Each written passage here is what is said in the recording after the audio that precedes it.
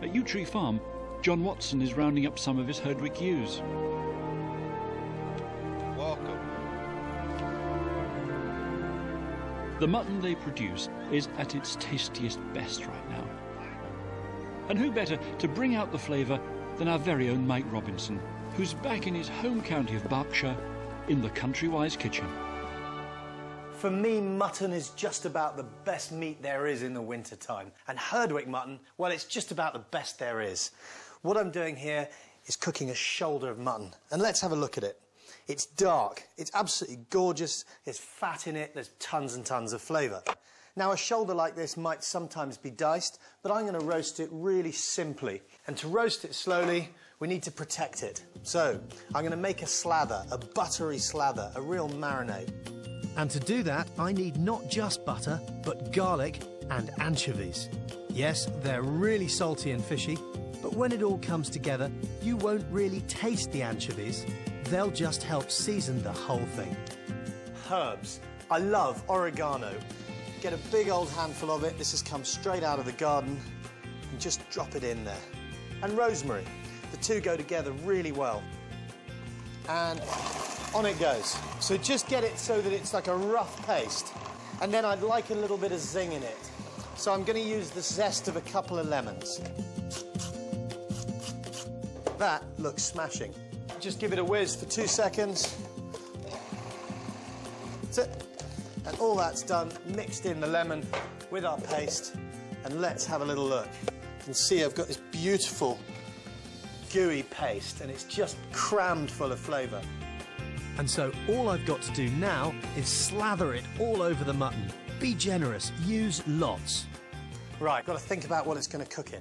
Need a deep roasting tray, and I'm going to use some vegetables as a bed for the mutton in the roasting tray. So, some shallots. Leave the skins on and cut them in half. The same with the garlic. Right, all I've got to do now, plonk the mutton on board. That's lovely. We've got to add the best part of a bottle of red wine. Straight in. And now we need a lid. First, a layer of greaseproof, and then tin foil to make a really good airtight seal. Now it's going to go in the oven 140 degrees for 6 hours. Very important, nice and low, nice and gentle. And you'll find all the recipes from this series, along with loads of other seasonal food tips, on our Countrywise website. OK, 6 hours has gone by. The mutton is ready. And half an hour ago, I whipped the foil off, put it in the hot oven. Here we go. Oh, fantastic. Oh, it smells spot on. Here we go, let's get it on here. And there's lovely juice in that pan that's going to make a great gravy. Here we go. I'll nestle some rosemary around it. But you don't just want to serve it on its own. We've got to have something to go with it. So I've done some slow-cooked red cabbage with cranberry, really wintry and old-fashioned. And there we are. And that is as traditional as British food ever gets.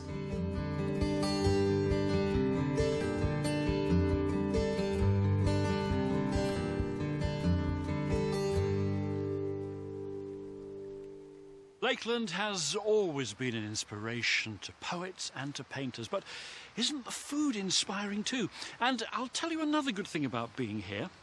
When you've had a fine Lakeland feast, there are plenty of places to go and walk it off.